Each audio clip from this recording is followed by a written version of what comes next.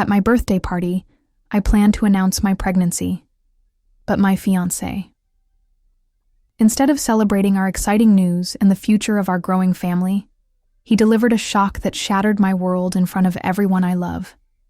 It was supposed to be a day of double celebration, my birthday and the start of our new chapter as parents. But it turned into a public nightmare I'm still trying to recover from. My name is Sophia, and I was happily engaged to David. We had been together for 4 years, engaged for 1. Our relationship felt solid. We had built a life together, blending our routines, supporting each other's dreams, and navigating the ups and downs of life as a team. We had talked about starting a family someday, a hopeful future goal we both seemed excited about. Someday arrived sooner than we planned, but it was a welcome surprise. Finding out I was pregnant was one of the most incredible moments of my life. Holding that positive test, my heart swelled with a love I hadn't known was possible. I was about 12, weeks along, past the riskiest early stage, and finally ready to share our joy with the world. David's reaction when I told him was maybe a little more muted than I expected. A quiet wow and a hug, rather than jumping for joy excitement. But he assured me he was happy, just a bit overwhelmed, which seemed understandable. My 30th birthday was approaching, and it felt like the perfect opportunity for a grand announcement. I decided to throw a party, inviting all our closest friends and family. It was going to be a significant milestone, entering a new decade and stepping into parenthood. I envisioned the moment, gathering everyone, sharing the happy news, seeing their excited faces, celebrating with David by my side. It felt like the perfect, joyous way to share our little secret. The week leading up to the party was filled with excited planning. Picking out a special outfit to show off my tiny bump, finalizing the guest list, getting the cake. I felt a mix of anticipation and nerves about the big reveal, but mostly, I felt immense happiness and excitement for the future David and I were building. I saw us as a unit, a family ready to embark on this incredible journey together. I couldn't wait to see the look on everyone's faces, to celebrate this beautiful new life with the man I loved and our nearest and dearest. The party arrived, the house filled with the happy buzz of conversation and laughter. The moment I had planned for was approaching, the moment to announce our wonderful news. But the announcement that was actually made that day was one I never could have prepared for. The party was everything I had hoped for. My apartment was filled with the warm hum of conversation, laughter, and the clinking of glasses. Friends and family mingled. The music was just right, and the atmosphere felt joyful and celebratory. Everyone was there. My parents, my sister, David's parents, our closest friends. David was playing the role of the perfect host, chatting with guests, making sure everyone had a drink, occasionally catching my eye across the room with a smile. He seemed a little quieter than usual, maybe, but I put it down to him being nervous. About the announcement, too. I circulated, accepting hugs and birthday wishes, feeling a bubble of happiness expanding in my chest. At 12 weeks, my bump was just starting to show, a tiny swell that only I and David were privy to. The secret felt special. Ours. And I was practically buzzing with anticipation, waiting for the right moment to share it. After we cut the cake and the happy birthday song wound down, I knew it was time. This was it. The moment I had planned. I caught David's eye, and he nodded, giving me a small, supportive smile. He came over and stood beside me, putting an arm gently around my waist. My heart was fluttering with excitement and a touch of nerves. I tapped my glass with a spoon to get everyone's attention. The room quieted down, all eyes turning towards us. I smiled, looking at the faces of the people I loved most. "Thank you all so much for coming to celebrate with me tonight," I began, my voice a little shaky with emotion. Turning 30 feels like a big deal, and I'm so happy to spend it with all of you. I paused, glancing at David, then back at the expectant faces in the crowd. This was it. The moment to share our incredible news, to announce that our family was, growing. My smile widened, and I placed a hand protectively on my stomach. "There's actually another reason this birthday is extra special," I said, my voice full of joy. "David and I wanted to share some very exciting news with all of you tonight." I was about to say the words that would change everything, fill the room with gasps and cheers and happy tears. I saw my mom's eyes sparkling, my sister leaning forward, sensing something big was coming. David was standing next to me, his arm still around my waist. But then he squeezed my waist slightly, and before I could say, "We're pregnant?" and he cleared his throat and spoke, his voice cutting through the expectant silence. "I actually have something to say too," David said, his voice louder than necessary, and it wasn't the excited tone I expected. It was flat, almost distant. Everyone looked at him surprised. I looked at him confused. What was he doing? Was he adding something to the announcement? Making a toast? He took a deep breath, not looking at me, but looking out at the crowd. The smile had completely left his face. His grip on my waist loosened, then dropped away. "I know this is Sophia's birthday party," he said, his voice steady but cold. "And I'm sorry to do this here, but I need to be honest, with all of you, and with Sophia." He paused, and the silence in the room became absolute, heavy with sudden tension. People exchanged worried glances. My heart began to pound. What was happening? What was he saying? He finally looked at me, his eyes holding a look I didn't recognize. Regret, maybe, but mostly just a terrible finality. "Sophia," he said, his voice clear, breaking my heart with every syllable. I can't do this. I can't marry you. And I can't be a father right now. I'm leaving." The words hung in the air, impossible and devastating. He couldn't marry me. He couldn't be a father. He was leaving. Right here. Right now. In front of everyone. My carefully constructed world, filled with joy and anticipation, shattered into a million pieces around me. The room spun. The expectant faces of my loved ones turned to masks of shock and confusion. My hand flew to my stomach, a protective, desperate gesture. He had just blindsided me, devastated me, and publicly ruined my birthday and my pregnancy announcement all at once. The words "I'm leaving" hung in the air like a physical blow. My hands flew to my mouth and I stared at David, my mind unable to process what he had just said. Leaving? Can't marry me? Can't be a father? Right here? Right now? In front of everyone? The joyful anticipation of a moment ago evaporated, replaced by a tidal wave of shock and disbelief.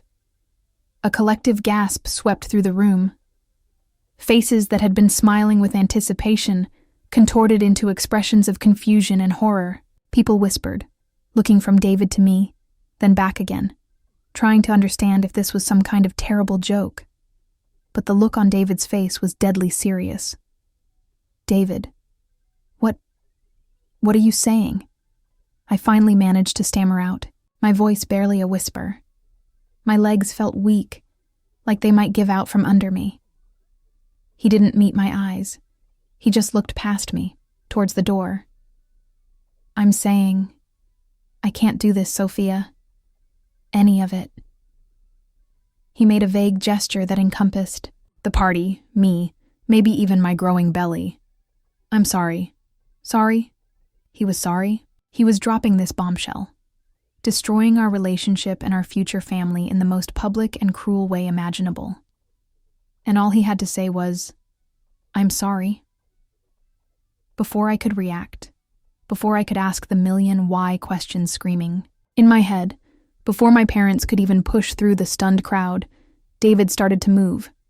He stepped away from me completely, turning his body towards the exit. "David, no!" I cried out, reaching for his arm, trying to stop him. "You can't, just—" But he flinched away from my touch.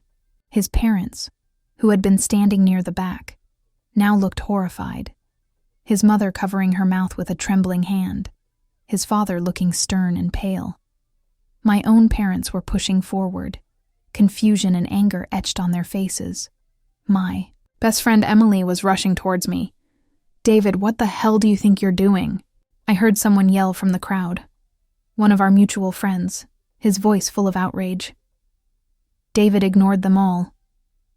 He didn't offer another explanation, another word of comfort, nothing. He just walked deliberately through the stunned guests.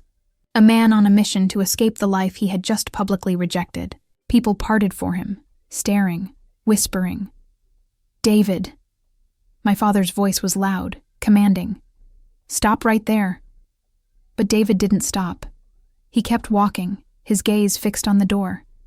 I watched him go, my heart shattering into a million pieces with every step he took away from me, away from our life, away from our baby. My best friend Emily reached me just as David reached the door. She put an arm around me, steadying me as my legs threatened to buckle. My parents were right behind her, their faces a mixture of shock and concern. David opened the door and walked out of my apartment, out of my birthday party, and out of my life. He just left. The door closed behind him, leaving a stunned silence in his wake. The festive atmosphere was completely gone, replaced by a heavy, suffocating cloud of shock, confusion, and devastation. I was left standing there, in the middle of my ruined birthday party, surrounded by the faces of my loved ones, the happy news of my pregnancy unspoken, the cruel reality of my broken engagement and uncertain future laid bare for everyone to see. The silence David left behind was deafening. Everyone was staring at the door he'd just exited, then slowly, awkwardly, their eyes shifted back to me. The festive atmosphere had completely evaporated, replaced by a heavy, stunned shock. My friend, Emily, was holding onto my arm, and my parents rushed forward, their faces a mixture of anger, confusion, and deep concern. David's parents looked mortified. His mother had tears in her eyes. His father looked rigid and pale.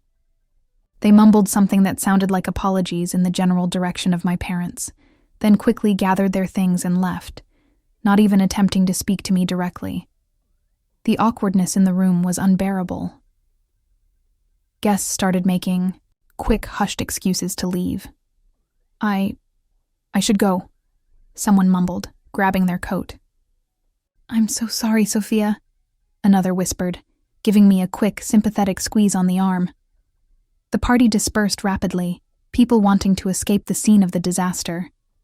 Within 15 minutes, only my closest family and Emily remained, the festive decorations a cruel mockery of the shattered mood.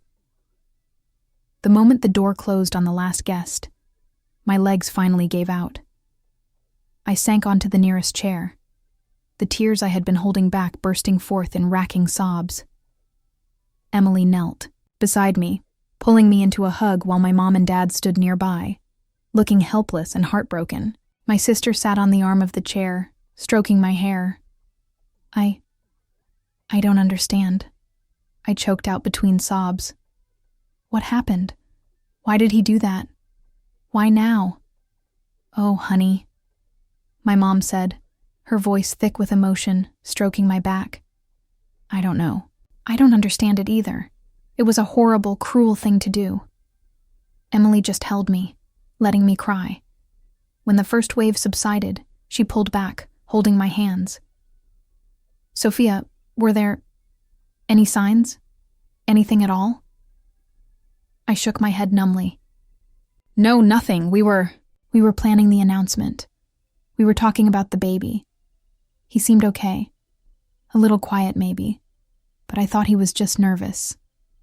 The contrast between my happy expectations and the brutal reality was dizzying. He had stood there, next to me, knowing what he was about to do, while I was filled with joy about our future. The conversation inevitably turned to the baby, the little life inside me that was supposed to be our shared joy, our future family. Now it felt complicated, scary. "The baby," my sister said softly, her eyes welling up. "What about the baby, Soph?" My hand went to my stomach. The tiny bump, moments ago a source of such excitement, now felt like a heavy weight. David had said he couldn't be a father right now. Did that mean ever? Did he suddenly not want the baby? The thought twisted my gut. How could he abandon his child? He said he couldn't be a father right now, I repeated, the words tasting like ash. What does that even mean? Does he just not want the baby? Did he ever? My dad's face was set in anger. He can't just walk away from his responsibility, Sophia. Regardless of whatever this was. He is the father. But the man who was supposed to be the father had just publicly rejected the idea of our family. Of me. Of our child. The pain of his betrayal, the humiliation of it happening in front of everyone, and the terrifying uncertainty of facing pregnancy and motherhood alone crashed over me. I was supposed to be celebrating my birthday and our exciting news, but instead, I was left with a shattered heart, a ruined party, and the terrifying prospect of a future I never envisioned, grappling with the fact that the man I loved had just abandoned me and our baby. The days that followed David's public abandonment were a haze of grief, confusion, and a deep, mortifying embarrassment. Every time I closed my eyes, I saw the faces of my guests contorted in shock, heard David's cold words echoing in the silence, felt the crushing weight of my ruined happy moment. The party decorations felt like mocking symbols of the joy that was stolen from me.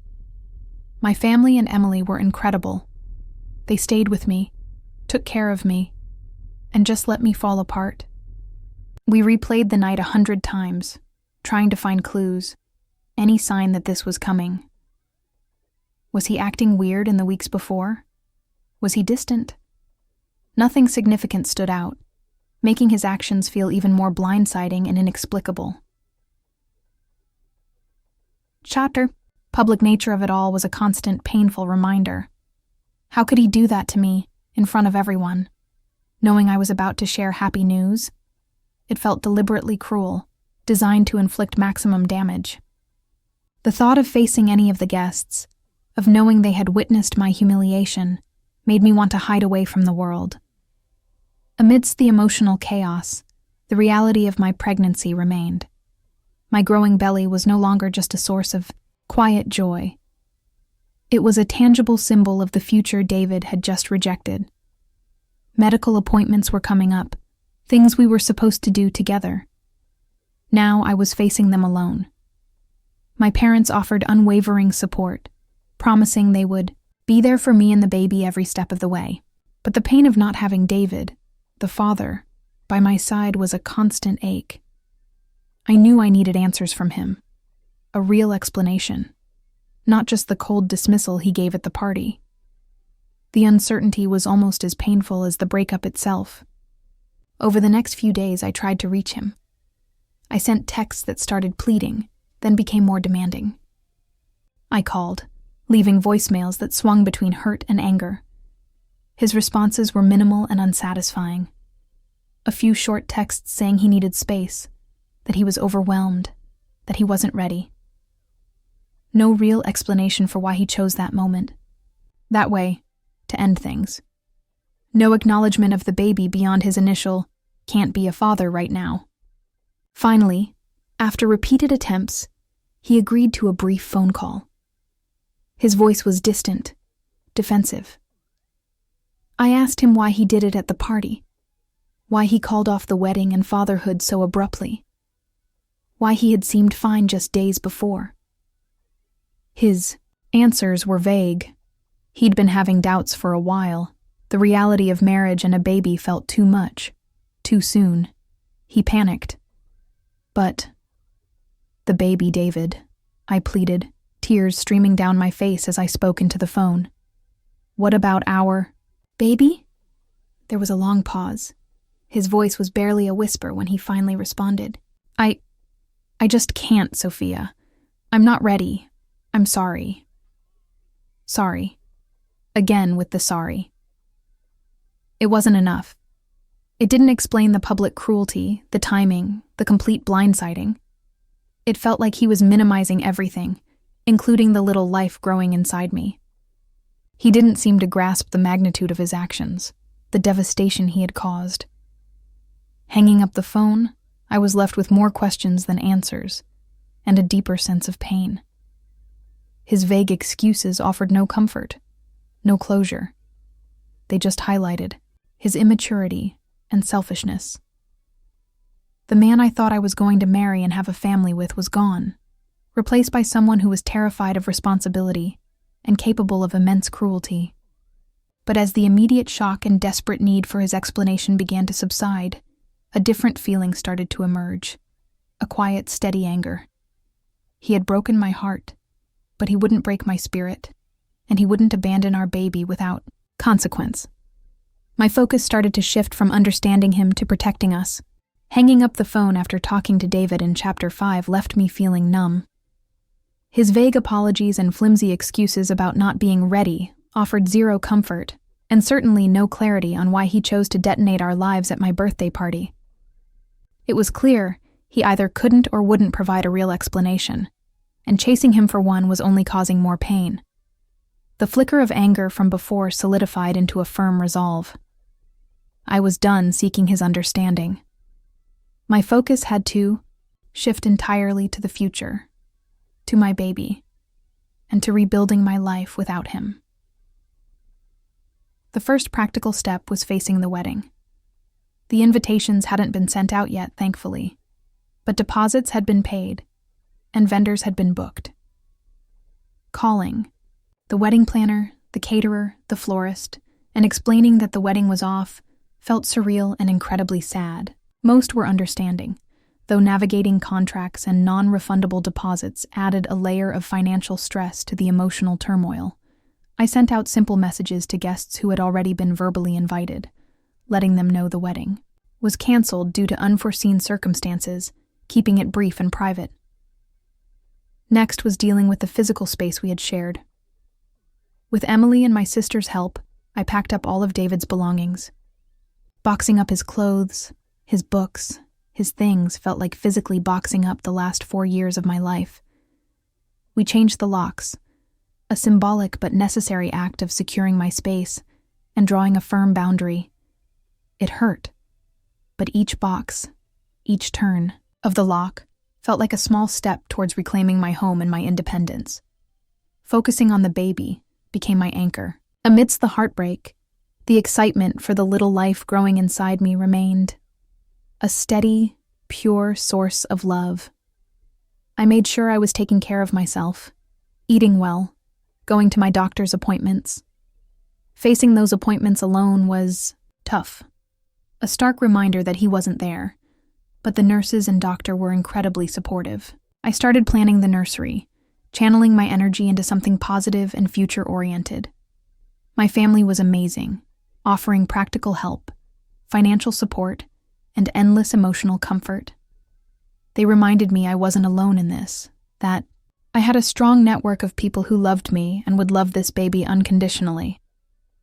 The wider fallout from the party was something I had to navigate carefully. People who were there would occasionally reach out, expressing sympathy, sometimes asking awkward questions. I kept my answers simple and dignified. The engagement was off, it was sudden, and I was focusing on my health and the baby. I wasn't going to trash David publicly, even though he deserved it. His actions spoke for themselves. Then came the inevitable contact from David's family. His mother called me a few weeks after the party, her voice hesitant. She apologized for what David had done, expressing her shock and disappointment in him. It was a difficult conversation, filled with awkward pauses and unsaid things. While I appreciated her apology, it didn't erase the pain, and I kept the conversation brief and polite. They were his family, and while his mother seemed genuinely upset, their son was the one who had abandoned me and his child. The possibility of navigating co-parenting, or lack thereof, loomed. David hadn't mentioned the baby again since that phone call, and his silence was both painful and telling. Was he planning to just disappear? Could he legally do that? These were scary, overwhelming questions, but I was determined to face them. The anger at his actions fueled a growing strength. He had broken my heart, ruined my party, and abandoned our future. But he wouldn't define my story or my child's life. I would do everything in my power to provide a stable, loving home for my baby, with or without him. The journey was harder than I ever imagined, but I was no longer the heartbroken fiancé. I was a mother-to-be, fiercely protective and determined to move forward. As the weeks turned into months, my focus solidified. The heartache was still there, a dull ache that reminded me of what was lost, but it no longer consumed me. My energy was channeled into preparing for the future, for the arrival of my baby. The nesting instinct kicked in, and I found a strange sort of peace in assembling furniture, sorting tiny clothes, and decorating the nursery. My sister, Emily, and my mom threw me a small, intimate baby shower filled with love and support, a stark contrast to the public disaster of my birthday. I attended childbirth classes, sometimes with Emily or my mom by my side. Learning about labor and delivery, focusing on the practicalities of caring for a newborn, grounded me. My world was shrinking down to the essentials, me and my baby. The fear of facing parenthood alone was still there, a quiet hum under the surface, but it was tempered by the overwhelming love I already felt for this little person. Then came the difficult, necessary step, addressing David's legal and financial responsibility. He hadn't contacted me since that brief, unsatisfactory phone call, completely disappearing from my life. It was clear he had no intention of stepping up on his own. My parents, especially my dad, were adamant that he couldn't just abandon his child. They helped me connect with a lawyer. Contacting David through legal channels felt daunting, but it was about protecting my baby's rights, not seeking reconciliation for myself. My lawyer sent a letter to his last known address, requesting confirmation of paternity and discussing child support. David's reaction, relayed through my lawyer, was predictable and frustrating. He was defensive, evasive, and initially tried to deny paternity, despite us being together for 4 years and this being physically impossible unless he thought I had cheated, which I hadn't. It required my lawyer to push back firmly, presenting evidence of our relationship and the timeline. Eventually, he agreed to a paternity test, likely advised by his own counsel that fighting it was a losing battle. The process was cold, clinical, and emotionally draining. Dealing with David through lawyers felt like negotiating with a stranger. There was no remorse, no concern for my well-being or the baby's, just a focus on legal obligations and minimizing his financial responsibility. It reinforced, yet again, the kind of person he truly was beneath the charming exterior. Someone who ran from responsibility and prioritized his own comfort over everything, even his own child. The stress of the legal back and forth added a layer of difficulty to my pregnancy, but my determination to secure my baby's future kept me going. My family attended appointments with me, helped me navigate the paperwork, and reminded me that I was doing the right thing. Emily was always there for emotional support, listening to my frustrations and reminding me of my strength. Facing David again, even indirectly, brought back some of the pain and anger from that night, but it also highlighted how much I had grown. I wasn't the heartbroken fiancé begging for answers anymore. I was a woman fighting for her child, resolute and unyielding.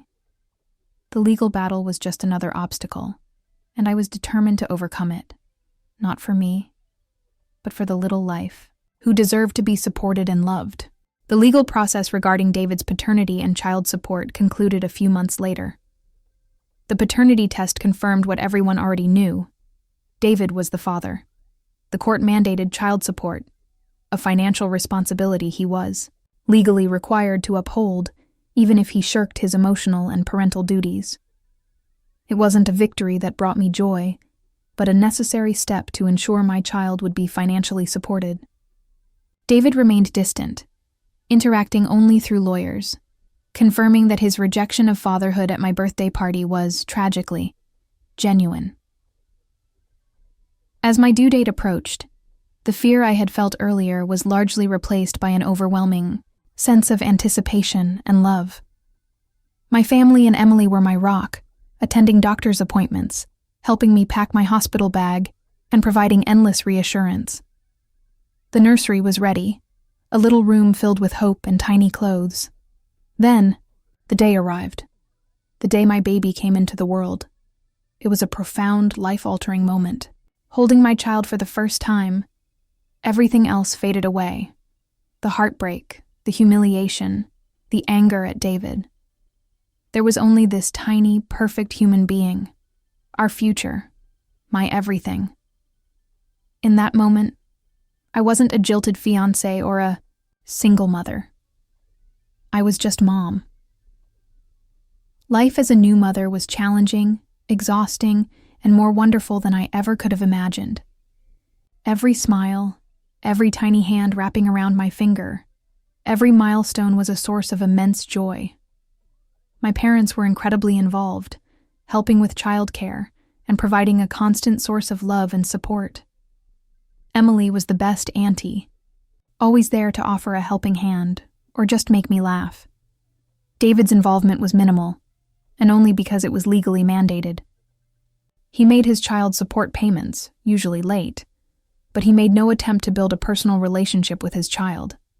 No calls, no visits, no asking about milestones. It hurt for my child's sake that they wouldn't have their father present, but it also solidified my resolve. My child didn't need a father who didn't want them. They needed a mother who was strong, loving, and present.